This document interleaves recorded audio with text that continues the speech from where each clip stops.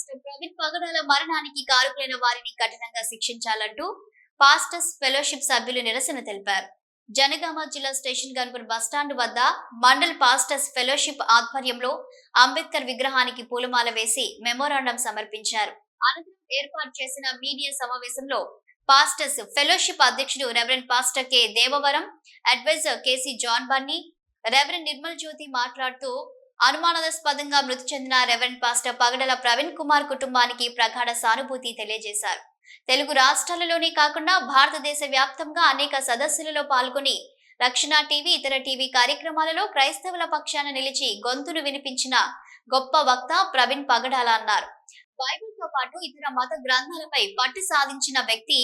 యేసు ప్రభువును ఒక మతానికి, ఒక వర్గానికో సంబంధించిన దేవుడు కాదు, క్రీస్తు అందరికీ ప్రభువు అని తన బోధనలలో తెలియజేశాడన్నారు.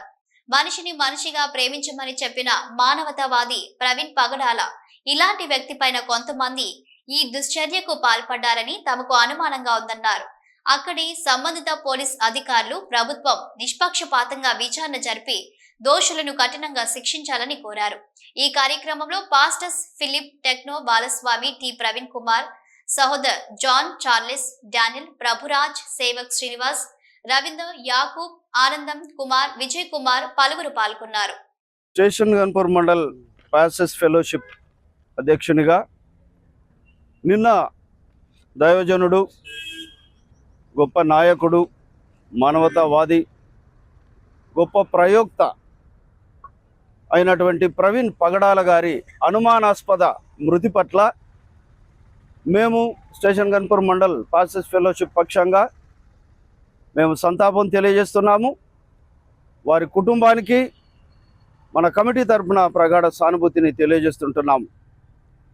అయితే వారు అనేక చర్చలలో, టీవీ చర్చలలో పాల్గొన్నప్పుడు బైబిల్ విషయంలో కానీ, ఇతర మత గ్రంథాల విషయంలో కానీ వారికి సంపూర్ణ అవగాహన ఉన్నందువలన అన్నిటినీ కూడా కూలంకషంగా పరిశోధించి మాట్లాడుతున్నప్పుడు ఎంతోమంది ఆయనను ఎదిరించలేక మతోన్మాదులు మరి ఆయనను చంపేస్తామని హెచ్చరికలు కూడా ఇంతమందుకు చేయడం జరిగింది. ఆ హెచ్చరికలు జారీ చేసిన నేపథ్యంలో వారు ఒక మీటింగ్కు వెళ్తున్నప్పుడు రాజమండ్రికి మార్గ మధ్యంలో ఇది జరిగింది. ఇది హత్య అని మేము నమ్ముతున్నాము. క్రైస్తవ సమాజం అంతా కూడా దీనిని హత్యగానే భావిస్తుంది కనుక ఈ యొక్క హత్యను మేము తీవ్రంగా ఖండిస్తున్నాం. ఆ రాష్ట్ర ప్రభుత్వం కానీ, పోలీసు డిపార్ట్మెంట్ డీజీపీ కానీ, మరి 2 రాష్ట్రాలు, కేంద్ర ప్రభుత్వం కూడా స్పందించి దైవ సేవకుల మీద, క్రైస్తవుల మీద జరుగుతున్నటువంటి దాడులను ఆపాలని, భారతదేశంలో శాంతి సామరస్యం నెలకొనాలని మేము డిమాండ్ చేస్తున్నాం ప్రభుత్వాన్ని. ఈ యొక్క మరణాన్ని సమగ్ర దర్యాప్తు జరిపించి ఎవరైతే దోషులుగా తేల్తారో చట్టపరంగా వారిని కఠినంగా శిక్షించాలని, ఇక ముందు ఇలాంటి సంఘటనలు జరగకుండా తగు చర్యలు తీసుకోవాలని మేము డిమాండ్ చేస్తున్నాం. గన్పూర్ మండల్ పాస్టర్స్ ఫెలోషిప్ కార్యవర్గానికి మరి కూడి వచ్చిన దైవజనులకు, క్రైస్తవ నాయకులకు, మరి ప్రభు పేరిట శుభములు, మీడియా మిత్రులకు మేము వందనములు తెలియజేస్తున్నాం. మరి ప్రియులారా, గడిచిన దినములో మరి దైవజనుడు పగడాల ప్రవీణ్ కుమార్ గారు మరి అనుమానాస్పద మృతి పట్ల మరి ఆయన పైన ఇదివరకే వచ్చిన వదంతులను పురస్కరించుకొని మరి ఈ దినము మరి ఆయన యొక్క అకాల మరణాన్ని, అనుమానాస్పద మరణాన్ని నిరసిస్తూ, ఖండిస్తూ మరి మొదటగా భారతదేశంలో ఉన్న దళితుల పైన అనాదిగా జరుగుతున్న అకృత్యాలను, దుశ్చర్యలను ఖండిస్తున్నాం. క్రైస్తవ లోకంలో సుమారు 80% మంది దళితులు ఉన్నారు. హిందుత్వంలో ఉన్నప్పుడు వారు మరి దళితులను వారి యొక్క సహోదరులుగా పరిగణించలేదు. హిందుత్వంలో ఉంటామంటే మందిరాలలోకి రానివ్వరు, మరి సావాసం చేయనియరు.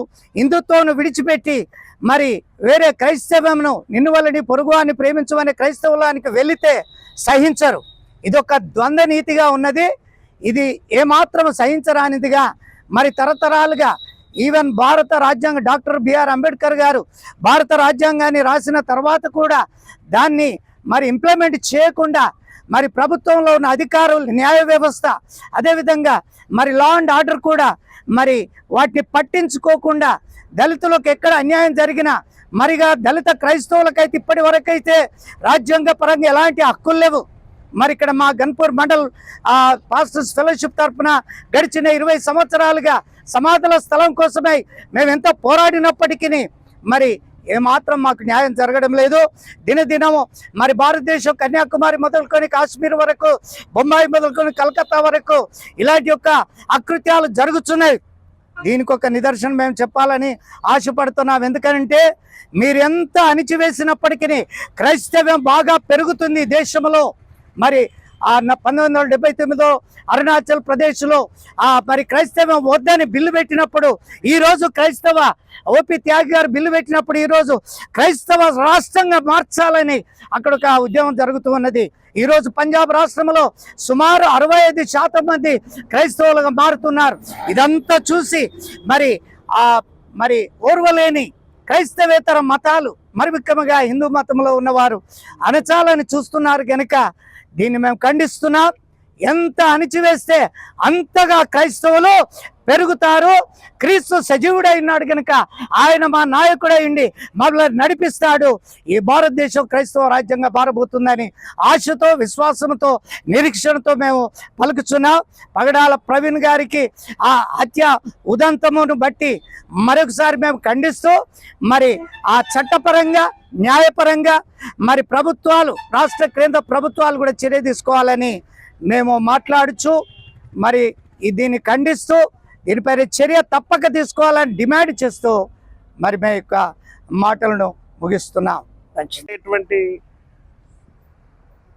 యేసుక్రీస్తు మాటలను ప్రతి క్రైస్తవుడు వారి వారి జీవితాల్లో అన్వయించుకొని ఆ విధంగా జీవిస్తున్నటువంటి ఈ సమయంలో వారిపై అనేక రకాలైన దాడులు, ఇందాక సహోదరులు చెప్పినట్టు కాశ్మీర్ నుంచి కన్యాకుమారి వరకు ప్రతిరోజు ఏదో ఒక చర్చిని ధ్వంసం చేయడము, ఏదో ఒక ప్రాంతంలో ఉన్న క్రైస్తవ నాయకులను సంహరించే ఆలోచన చేయడము, అది చాలా విచారకరమైన విషయమని మేము ఈ యొక్క పత్రికాముఖంగా తెలియచేస్తూ ఈ యొక్క పగడాల ప్రవీణ్ పాస్టర్ గారి యొక్క హత్యోదంతాన్ని మేము ఖండిస్తున్నాము.